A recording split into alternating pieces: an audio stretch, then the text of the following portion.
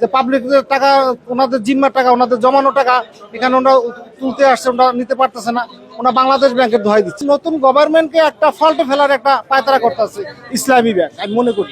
দীর্ঘদিন যাবৎ ইসলামী ব্যাংকে ব্যাংকিং করি, দীর্ঘ প্রায় 25 বছর উপরে।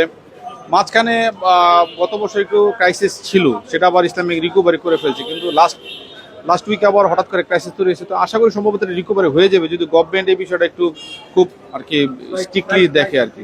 আশা করি হয়ে যাবে, কারণ এটা অনেক বড় ব্যাংক, বিগ ভলিউমের ব্যাংক, অনেক অনেক বড় এক্সপোজার এবং দেশের অর্থনীতিতে একটা বিরাট বড় অবদান রাখতেছে। হোপফুলি হয়তো বা উইদিন 1 or 2 উইক্সের ভিতরে এটা আসলে রিকভারি হয়ে যাবে আর কি। আমরা অবশ্যই চাই এটা ঘুরে দাঁড়াক, কারণ হচ্ছে কি এত বড় একটা বিগ ভলিউমের ব্যাংক যদি হঠাৎ করে যদি আপনার কলাপস হয়ে যায়, তাহলে টোটাল দেশের অর্থনীতির উপর একটা বিরাট বড় ধরনের প্রভাব পড়বে। এটা আমি কখনোই চাই না যে এটা আসলে হোক। এটা অবশ্যই ঘুরে দাঁড়াক। ঘুরে দেওয়ার জন্য হয়তো বা ব্যাংকের পরিষদকে একটু সময় দিতে হবে এবং বাংলাদেশ ব্যাংকেও অনেক আর কি পরিচয় দিতে হবে আর কি, দক্ষতার পরিচয় দিতে হবে। আশা করি এটা ঘুরে দাঁড়াবে। গ্রাহকদের মধ্যে এক ধরনের পেনিক কাজ করে, ছোট গ্রাহক যারা তাদের মধ্যে এক ধরনের পেনিক কাজ করে, কারণ হচ্ছে গিয়া আর অন্যান্য ব্যাংকগুলোতে তো টাকা পাচ্ছে না, যেমন ন্যাশনাল ব্যাংক, ফার্স্ট সিকিউরিটি ইসলামী ব্যাংক, সোশ্যাল ইসলামিক, ওই ব্যাংকগুলোতে তো অনেকদিন যাবত টাকা পাচ্ছে না। তো ওই ধরনের একটা পেনিক গ্রাহকদের মাঝখানে এখন তৈরি হয়ে গেছে আর কি। কিন্তু আশা করি এটা আমার মনে হয় রিকভারি হয়ে যাবে। ওটা তো পরিষদ নিয়ে আন্দোলন আর কি। দেখা গেছে যে ইসলামী ব্যাংকের যে পরিচালনা পরিষদ এটা ব্যাংকের একটা ইন্টারনাল ম্যাটার, বাট আমরা এজ এ গ্রাহক হিসাবে চাচ্ছি ব্যাংক স্মুথলি চলুক। ওটা ব্যাংকের নিজস্ব ইন্টারনাল ম্যাটার, ওটার দিকে তো আমাদের কোনো হস্তক্ষেপ নেই, কারণ আমরা তো আর ব্যাংকের পরিচালনা পরিষদের মধ্যে নেই। অবশ্যই আমাদের ব্যবসাতে সেটা হ্যাম্পার হচ্ছে।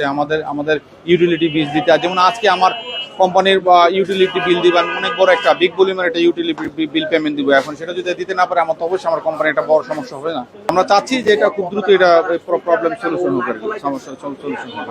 আমি এই ব্রাঞ্চের দীর্ঘদিন যাবৎ ব্যাংকিং করি, দীর্ঘ প্রায় 25 থেকে 26 বছর যাবৎ, কিন্তু এই ধরনের প্রবলেম ফেস করি না। লাস্ট ইয়ার একটু প্রবলেম ফেস করছে, আর এই এখন প্রবলেম ফেস করতেছে। 2 লক্ষ টাকার একটা চেক আর 54,000 একটা আমাদের বিভিন্ন ক্লায়েন্টদের চেক, দুইটা চেক নিয়ে আসছি। উনি বলতে আছে যে না, আমরা এখন 10,000 টাকার বেশি দিতে পারবো না। আমি হতবাক যে আমার টাকা আমি ব্যাংকে থেকে উঠাইতে আসছি, আমাকে টাকা দিচ্ছে না। আমি তাকে বললাম কেন আপনি টাকা দিচ্ছেন না, আপনার এখানে তো আমার নিজের টাকা জমা আছে। সে বলতেছে বাংলাদেশ ব্যাংকে আমার টাকা দিচ্ছে না। আমরা বললাম আপনি বাংলাদেশ ব্যাংকে যে বলেন যে পাবলিকের টাকা, ওনাদের জিম্মার টাকা, ওনাদের জমানো টাকা এখানে ওরা তুলতে আসছে, ওরা নিতে পারতেছে না, ওরা বাংলাদেশ ব্যাংকের দোহাই দিচ্ছে। তো ওরা বাংলাদেশ ব্যাংক যে টাকা নিয়ে আসতে পারে না, বাংলাদেশ ব্যাংক থেকে আনলো কি আনলো না সেটা তো আমাদের দেখার ব্যাপার না। আমরা এখানে টাকা নিতে আসছি, আমাদের টাকা দিতে হবে। উনি 10,000 টাকা বেশি দিবে না, এই ওনাদের একটা বাহানা। বাংলাদেশ ব্যাংকে টাকা দিচ্ছে না, এই জন্য ওনারা টাকা দিচ্ছে। ওনাদের দায়ভারটা বাংলাদেশ ব্যাংকের উপর চাপাই দিচ্ছে। নতুন গভর্নমেন্টকে একটা ফল্টে ফেলার একটা পায়তারা করতেছে ইসলামী ব্যাংক, আমি মনে করি। এটা তো প্রধানমন্ত্রী সহ বাংলাদেশের অর্থ মন্ত্রণালয় প্রত্যেকের এগুলি নজরে আনা দরকার। যেহেতু পাবলিকের সাধারণ টাকা, অল্প টাকা, 2 লক্ষ টাকা আর 54,000 টাকা অল্প টাকা না। এই টাকা যদি সে দিতে 10,000 টাকার বাহানা দেয় যে 10,000 টাকার বেশি দেওয়া যাবে না, এটা কথা হইলো? লক্ষ লক্ষ কোটি কোটি টাকা যাদের আছে সেই সমস্ত গ্রাহকরা কি বলবে?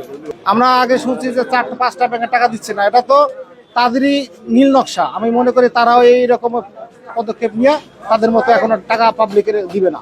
ইসলামী ব্যাংকে তো অনেক গ্রাহক, ইসলামী ব্যাংকে অনেক গ্রাহক, কিন্তু এই সমস্ত গ্রাহকের কি হবে এখন? আর বাংলাদেশ ব্যাংকে টাকা দিচ্ছে না, এটা কি সত্য না মিথ্যা? এটা তো বাংলাদেশ ব্যাংকে যাচাই বাছাই করা দরকার। ঋণ নেবে কেন? আমাদের পাবলিকের জমানো টাকা, সেই টাকা কোথায়?